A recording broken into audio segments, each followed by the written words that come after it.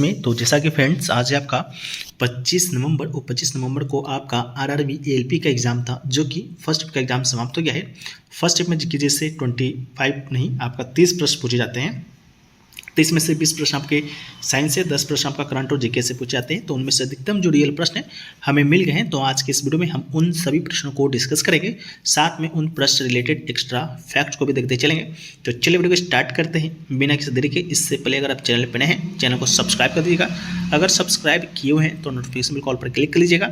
और इसका जो पीडीएफ है टेलीग्राम चैनल करते हैं। आज के पहले प्रश्न, आज का जो हमारा पहला प्रश्न है वो पूछा जो गया कि who attend COP28 from India. ठीक है, तो आपसे पूछा गया था कि COP28 में इंडिया की तरफ से किसने पार्टिसिपेट लिया था। ठीक है, तो इसका जो राइट आंसर है प्राइम मिनिस्टर श्री नरेंद्र मोदी। ठीक है, तो इसका राइट आंसर होगा। इसके अलावा जो COP28 है वो आपका हुआ कहाँ, तो हुआ आपका दुबई में, जो कि संयुक्त अरब अमीरात में पड़ता है। 30 नवंबर 2023 से लेकर 12 दिसंबर 2023 के बीच आपका ये हुआ था। जलवायु परिवर्तन इस सम्मेलन का विषय था। ठीक है, तो इसको याद रखिएगा।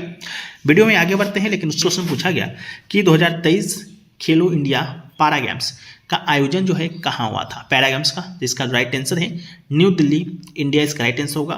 कब से कब तक हुआ, तो 10 से लेकर 17 दिसंबर 2023 के मध्य में हुआ था। मुख्य स्थल की बात करते हैं तो Nehru stadium, doctor Karni Singh shooting range और इंदिरा गांधी एरिना स्टेडियम में खेला गया था, जो कि दिल्ली में ही पड़ता है। इसमें कुल कितने खेल थे, तो इसमें कुल आपके 7 खेल था और 1300 से 1350 प्लस अधिक एथलीट है जो कि इसमें आपका भाग लिए थे। ठीक है, तो इसको भी याद रखना है। बाकी नेक्स्ट क्वेश्चन जो पूछा गया कि name the non metal that is liquid in room temperature.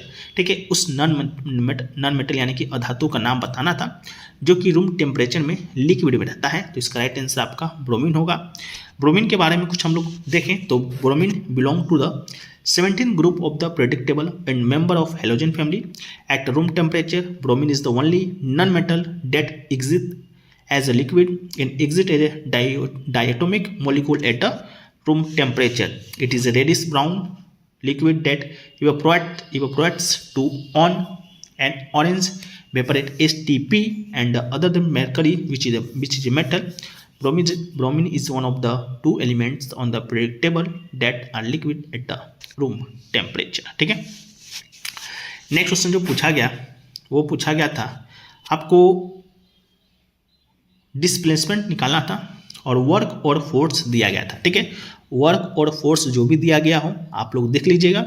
बाकी डिस्प्लेसमेंट का फॉर्मूला हम आपको बताते हैं। तो सबसे पहले वर्क बराबर होता है फोर्स इनटू डिस्प्लेसमेंट। ठीक है, इसके बाद अगर आपको डिस्प्लेसमेंट निकालना है तो वर्क बट्टा फोर्स।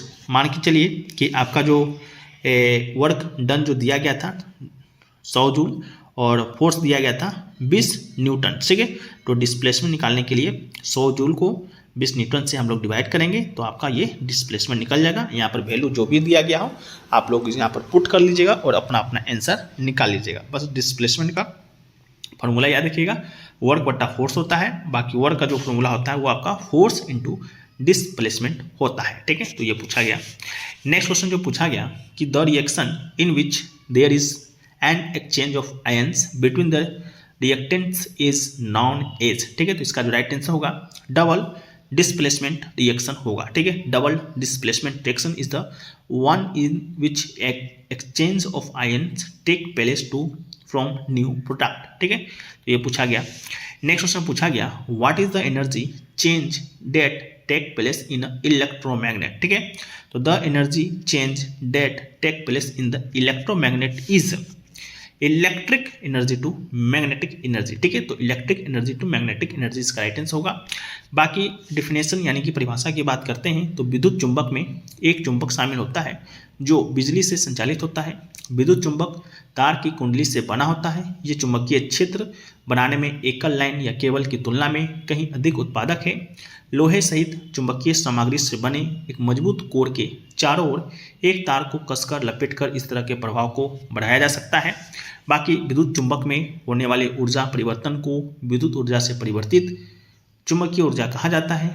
विद्युत चुंबक एक प्रकार का चुंबक है जो विद्युत धारा का उपयोग करके चुंबकीय क्षेत्र उत्पन्न करता है। इसलिए विद्युत चुंबक में होने वाला ऊर्जा परिवर्तन विद्युत ऊर्जा से चुंबकीय ऊर्जा में होता है। ठीक है, तो ये पूछा गया।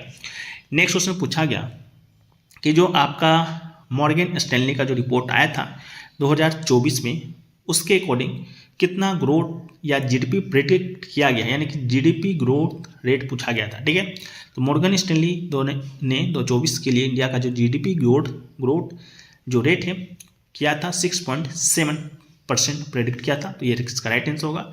यह फोरकास्ट पहले का 7% से थोड़ा कम है, लेकिन मॉर्गन स्टैनली का उम्मीद है कि दूसरे हाफ में एग्रीकल्चर और गवर्नमेंट स्पेंडिंग की वजह से ये रिबाउंड होगा। ठीक है, तो 6.7 इसका आपका राइट आंसर होगा। बाकी नेक्स्ट जो क्वेश्चन पूछा गया कि other than nervous system which control body mechanism. ठीक है, तो इसका राइट आंसर होगा इंडोक्राइन सिस्टम, यानी कि अंतःस्रावी ग्रंथि। ठीक है, तो अंतःस्रावी तंत्र ग्रंथियों और अंगों का एक जटिल नेटवर्क है जो चयापचय, विकास और प्रजनन सहित शरीर के कई कार्यों को नियंत्रित करता है। ठीक है, तो ये पूछा गया। नेक्स्ट क्वेश्चन पूछा गया कि the rate of change of velocity is called. ठीक है, the rate of change velocity is called, तो इसका राइट आंसर होगा आपका एक्सेलरेशन। ठीक है, तो एक्सेलरेशन इसका राइट आंसर होगा। बाकी the rate of change of displacement is known as velocity, it is vector quantity as it has magnitude as well as direction. इस यूनिट किसका, वेलोसिटी का मीटर पर सेकंड होता है। बाकी एक्सेलरेशन की बात करते हैं तो acceleration is the rate at which an object changes in its velocity. It is a vector quantity like velocity and its unit is meter per second square. ठीक है, तो इसका राइट आंसर ये होगा। बाकी नेक्स्ट क्वेश्चन जो पूछा गया उससे पहले आपको बता दें कि the rate of change velocity is known as the acceleration. एक क्वेश्चन पूछा गया था चूज द करेक्ट स्टेटमेंट। ठीक है, ऑप्शन दिया गया था। ऑप्शन था प्लांट्स आर मल्टी सेलुलर और प्रोकैरियोटिक ऑर्गेनिज्म। दूसरा था plants are all unicellular eukaryotic organism. And C था कि plant are dependent on the other organism of food. And D था plant are unicellular multicellular eukaryotic organism. ठीक है, तो इसका राइट आंसर होगा ऑप्शन नंबर डी है, जो कि plants are unicellular and multicellular eukaryotic organism, इसका राइट आंसर होगा। बाकी प्लांट आर यूनिसेलुलर जैसा कि स्पाइकोरा और multicellular higher plant eukaryotic organism that synthesis their own food by photosynthesis and unicellular eukaryotic photosynthesising organism are also present in kingdom Protista. ठीक है, तो ये क्वेश्चन पूछा गया। एक क्वेश्चन पूछा गया था in chemistry what is a suspension. ठीक है, इससे पूछा गया था। तो suspension is a heterogeneous mixture of a fluid and solid particle that are large enough to settle out. ठीक है, तो सस्पेंशन का आपसे फॉर्मूला पूछा गया था। ठीक है, तो ये आपका राइट आंसर होगा।